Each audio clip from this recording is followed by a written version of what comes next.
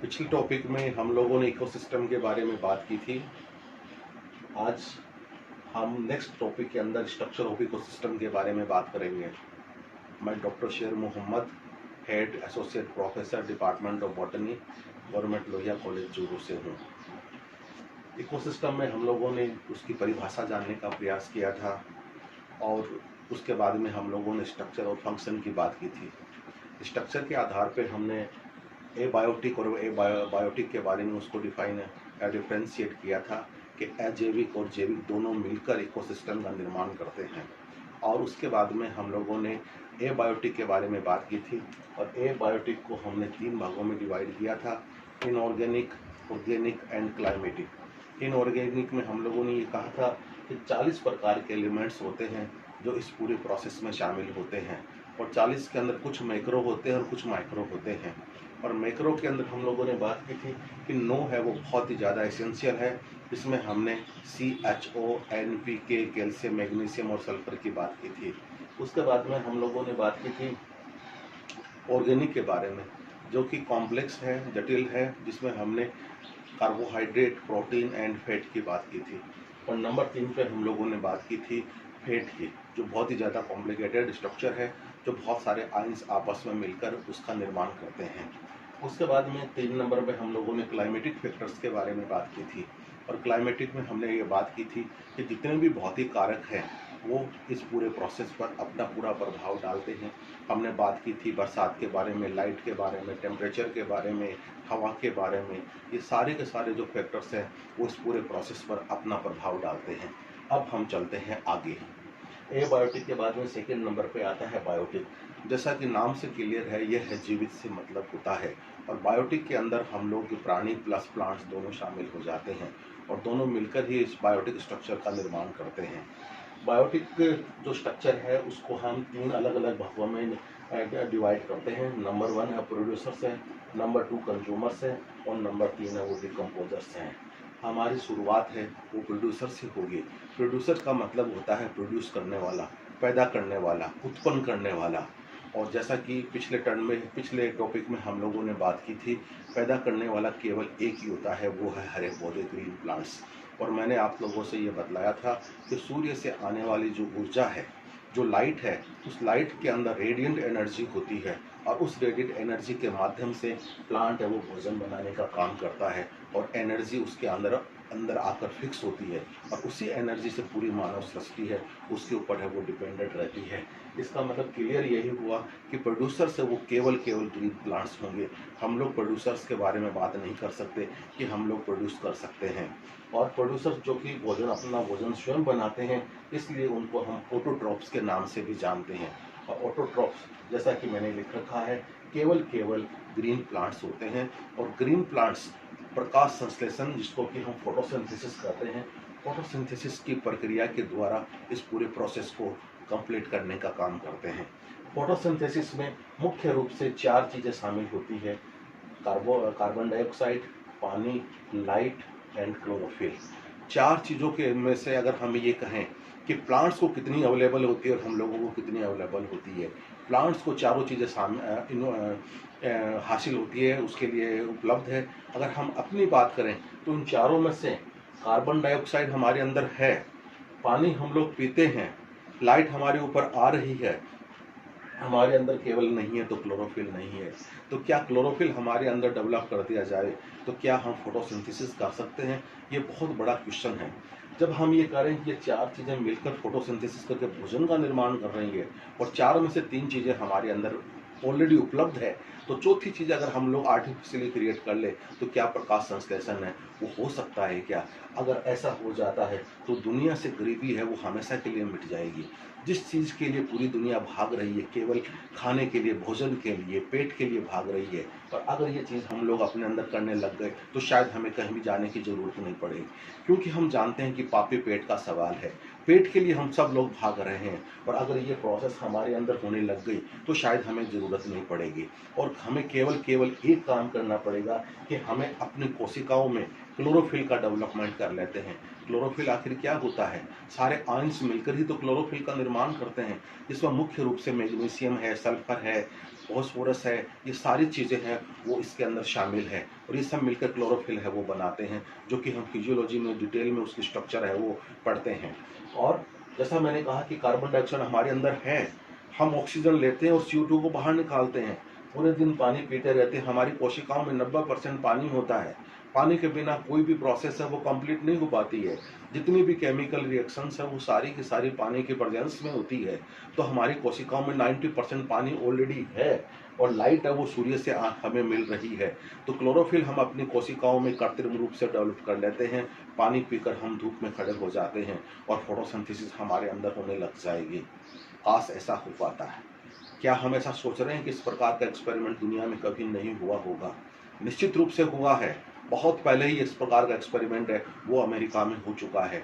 और जैसा कि हम जानते हैं कि सबसे पहले जो एक्सपेरिमेंट हम लोग करते हैं वो जानवरों के ऊपर करते हैं, क्योंकि इंसान को बहुत डर लगता है, अपनी जान से बहुत डर लगता है, मौत से बहुत डर लगता है। इसलिए कोई भी इंसान एक्सपेरिमेंट करता है तो वो जानवरों के ऊपर करता है। और अमेरिका के अंदर सबसे पहले इस प्रकार का जो एक्सपेरिमेंट हुआ था वो मेंढक के ऊपर किया गया था। आप लोग हम जानते हैं कि चंद्रमा पर, मंगल ग्रह पर जो भी जानवर भेजा जाता है, डॉग को भेजा जाता है, कुत्ते को भेजा गया था, इंसान सबसे पहले नहीं गया था। उसी प्रकार से मेंढक के ऊपर इस प्रकार का जो एक्सपेरिमेंट है वो किया गया था और मेंढक की कोशिकाओं के अंदर क्लोरोफिल का डेवलपमेंट करके, पानी में रहने वाला जीव है, पानी उसके अंदर ऑलरेडी है, उसको बाहर छोड़ दिया गया। 3-4 घंटे वो लाइट के अंदर इधर उधर घूमता रहा और 4-5 घंटे के बाद में जब उसका टेस्ट किया गया, किसके लिए टेस्ट किया गया? कार्बोहाइड्रेट के लिए टेस्ट किया गया कि क्या उसके अंदर भोजन का निर्माण हुआ है। अगर ये एक्सपेरिमेंट, अगर ये टेस्ट पॉजिटिव आ जाता तो दुनिया से भूखमरी की समस्या हमेशा हमेशा के लिए दूर हो जाती और कभी भी किसी के दुनिया में और किसी भी देश में गरीबी है वो नहीं होती, कोई गरीब नहीं होता, सब एक समान होते। लेकिन अनफॉर्चुनेटली ये एक्सपेरिमेंट है वो फेल हो गया। इसका मतलब सिंपल से क्या कंक्लूजन हम लोग निकाल सकते हैं? कंक्लूजन जो निकल कर हमारे ये सामने आया कि इन 4 चीज़ों के अलावा भी एक ऐसी मैकेनिज्म होती है, एक ऐसी क्रियाविधि होती है जो केवल प्लांट्स के अंदर चलती है, मानव के और जानवरों के अंदर नहीं चल सकती। इसलिए ये एक्सपेरिमेंट फेल हो गया। तो डियर फ्रेंड्स, जो मैं बताना चाह रहा था कि ये जो पूरी प्रोसेस है वो केवल प्लांट्स में संभव हो सकती है, प्राणियों में या जानवरों में संभव है वो नहीं हो सकती। जैसा कि आप देख रहे हैं, जैसा मैं कर रहा हूँ, ग्रीन प्लांट्स खुले वातावरण में ग्रो कर रहे हैं, सूर्य से लाइट आ रही है, मैंने लिख रखा है यहाँ पर, पानी जमीन से लेता है, कार्बन डाइऑक्साइड वो वातावरण से ग्रहण करता है और उसके पश्चात क्लोरोफिल उसके अंदर ऑलरेडी है और ये फोटोसिंथेसिस की प्रोसेस होती है और कार्बोहाइड्रेट का निर्माण होता है और बाई प्रोडक्ट के रूप में ऑक्सीजन निकलती है, जो कि हमारे लिए प्राणवायु है। ये प्राणवायु जिसके सहारे हम लोग जीवित रहते हैं। देखिए कितनी अजीब बात है, हम पौधों को भोजन बनाने के लिए CO2 देते हैं और वो हमें उसके एवज में प्राणवायु के रूप में ऑक्सीजन देते हैं, जिसका बिना हमारा जीवन है वो संभव नहीं हो पाता है। जैसा कि पिछले टर्न में मैं बता रहा था, पिछली क्लास में मैं आपको बता रहा था, एक मानव अपने आप को अगर एक रूम में बंद कर लेगा और वो कहेगा कि मुझे किसी भी चीज़ की जरूरत नहीं है, जो वातावरण है वो क्या होता है उसकी मुझे आवश्यकता नहीं है, तो वो गलत है। क्योंकि जिस रूम में वो रहेगा, अगर उसमें हवा आनी बंद हो जाएगी, अगर उसके अंदर ऑक्सीजन नहीं आ पाएगी तो वो सर्वाइव है वो नहीं कर पाएगा, वो जीवित है वो नहीं रह पाएगा। इसके लिए उसको ज़रूरी है ऑक्सीजन की उपलब्धता, और ये ऑक्सीजन है वो हमें हरे पौधे प्रोवाइड करवाते हैं, ग्रीन प्लांट्स है वो प्रोवाइड करवाते हैं। और क्योंकि ये अपना भोजन स्वयं बनाते हैं इसलिए हमने उसको ऑटोट्रॉफ का नाम दिया है और ये सूर्य से आने वाली एनर्जी को अपने अंदर स्टोर करके भोजन का निर्माण करते हैं। पिछले टर्न पर क्लास में मैंने ये भी बतलाया था कि जितनी एनर्जी सूर्य से चलती है 99% एनर्जी वापस रिफ्लेक्ट होकर चली जाती है, केवल 1% एनर्जी है वो हमारे सिस्टम में आगे स्टोर होती है और उस 1% से पूरी मानव जाति, पूरी मानव सृष्टि है वो उसके ऊपर डिपेंड रहती है, निर्भर रहती है। और हम लोग आज इतने लोग हैं उस दुनिया में सर्वाइव कर रहे हैं, इतने प्रकार के एनिमल्स इस दुनिया में सर्वाइव कर रहे हैं। अगर ये काम, ये प्रोसेस है वो ग्रीन प्लांट्स के द्वारा पॉसिबल नहीं होता तो शायद हमारा संभव नहीं होता, जीवित रहना संभव नहीं होता। तो डियर फ्रेंड्स, ये काम केवल ग्रीन प्लांट्स के द्वारा होता है। इसके अलावा हम लोगों को किताबों में देखने को मिलता है कि कुछ कीमोसिंथेटिक बैक्टीरिया होते हैं जो समुद्र के तल में पाए जाते हैं। जहाँ अब तक लाइट है वो नहीं पहुँच पाती है। तो कीमोसिंथेटिक जो बैक्टीरिया होते हैं वो नीचे तल में अमोनिया होती है और मीथेन होती है, इनसे अपनी एनर्जी प्राप्त करते हैं। लेकिन इस प्रोसेस को हम फोटोसिंथेसिस का नाम नहीं दे सकते।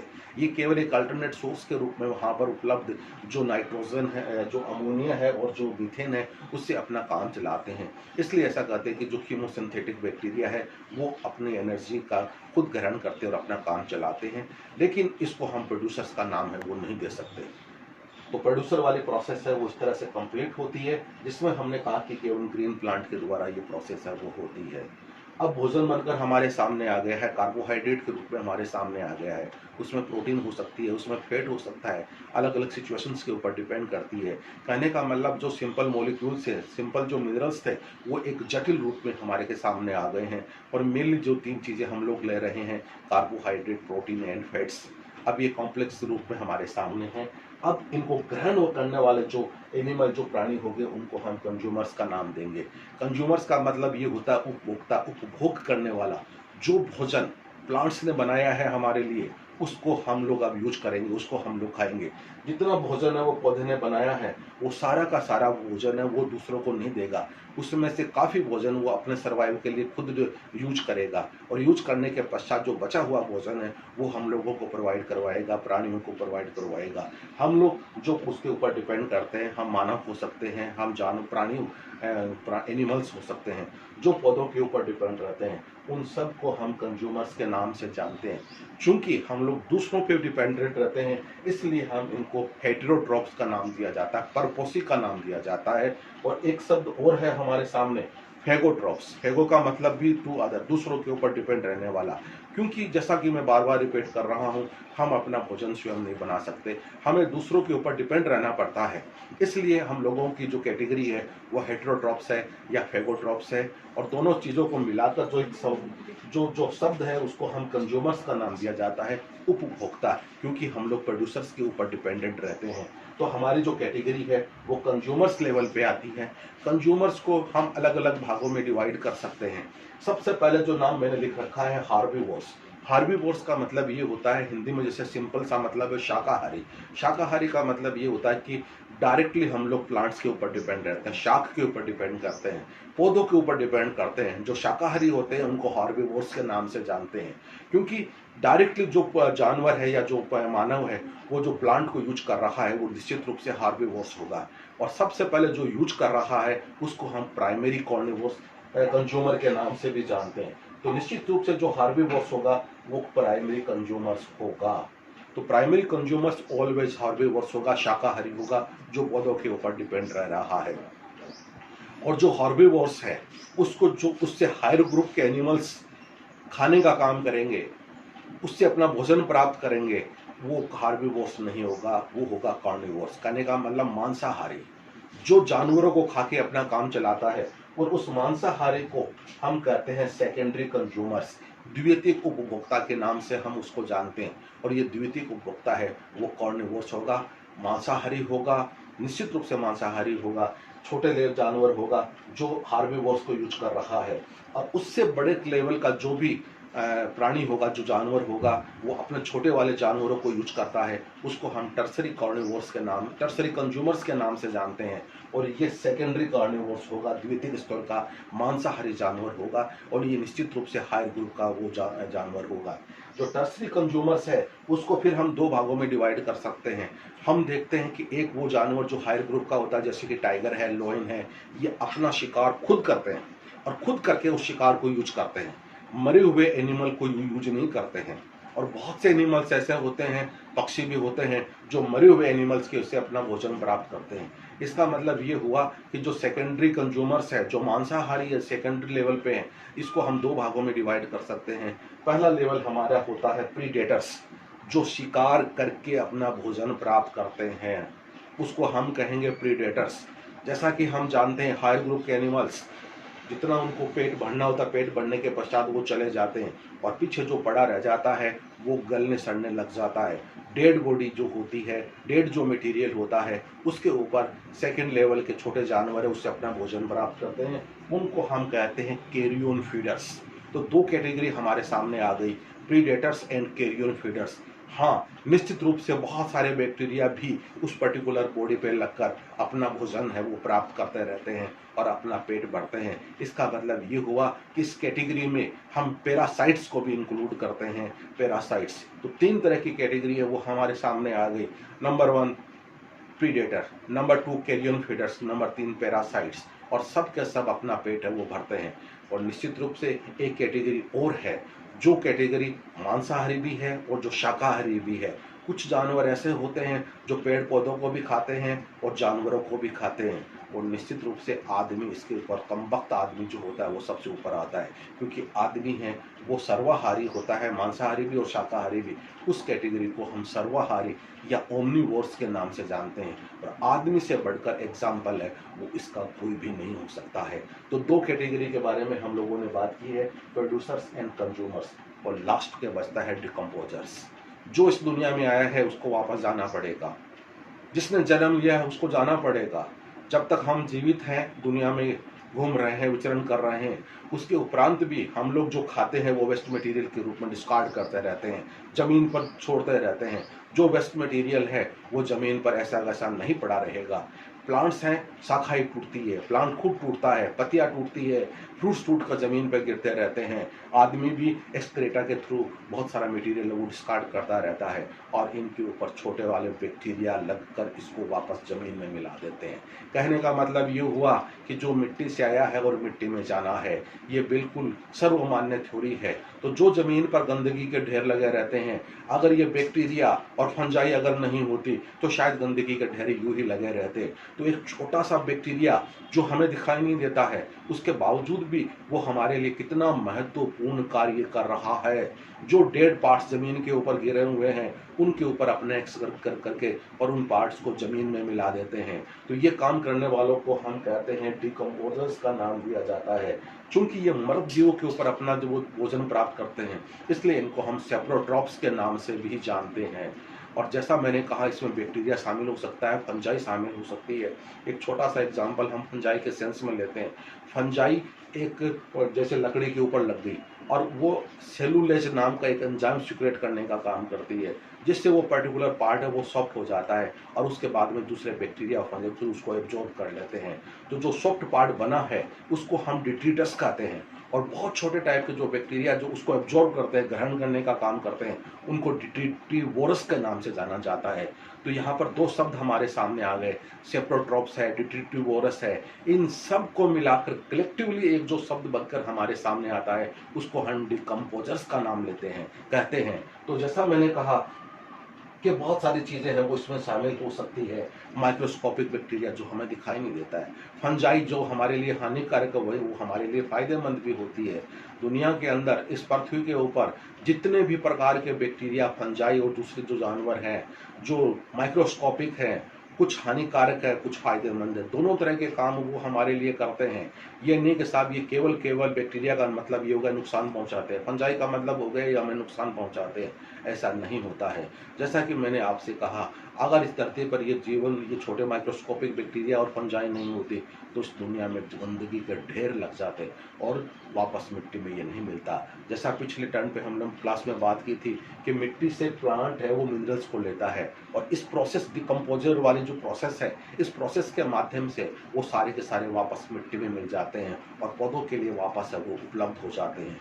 इस तरह से एक ये प्रक्रिया चलती रहती है, निरंतर चलने वाली एक प्रक्रिया है। तभी तो हमने साइक्लिंग ऑफ मिनरल्स का नाम दिया था।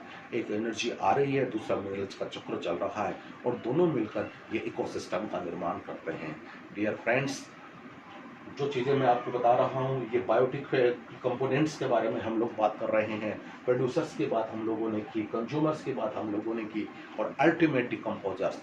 जितना महत्वपूर्ण कार्य प्रोड्यूसर्स का है, निश्चित रूप से उतना ही महत्वपूर्ण कार्य है वो डिकम्पोजर्स का होता है। बीच वाली जो कैटेगरी जिसको हमने कंज्यूमर्स का नाम दिया है, कंज्यूमर्स कंज्यूम करने वाले हैं, तो तीनों से अपने अपने स्तर पर तीनों का होना बहुत जरूरी है। किसी के भी अभाव में ये जो चक्र चल रहा है वो कंप्लीट नहीं हो पाएगा। इसलिए पृथ्वी पर ईश्वर ने जो संरचना की है, जो रचना की है, वो बहुत ही सोच समझ के की है, तभी हमारा ये सिस्टम है वो बैलेंस्ड बना के रह पाएगा। इनमें से कोई भी अगर अब्सेंस हो गया, अनुपस्थित हो गया, तो हमारा ये चक्र है वो नहीं चल पाएगा और हमारा जो इकोसिस्टम है वो आगे नहीं बढ़ पाएगा। डियर फ्रेंड्स, आज का जो टॉपिक था वो हमारा कंप्लीट होता है। बहुत बहुत धन्यवाद, बहुत बहुत शुक्रिया, थैंक यू।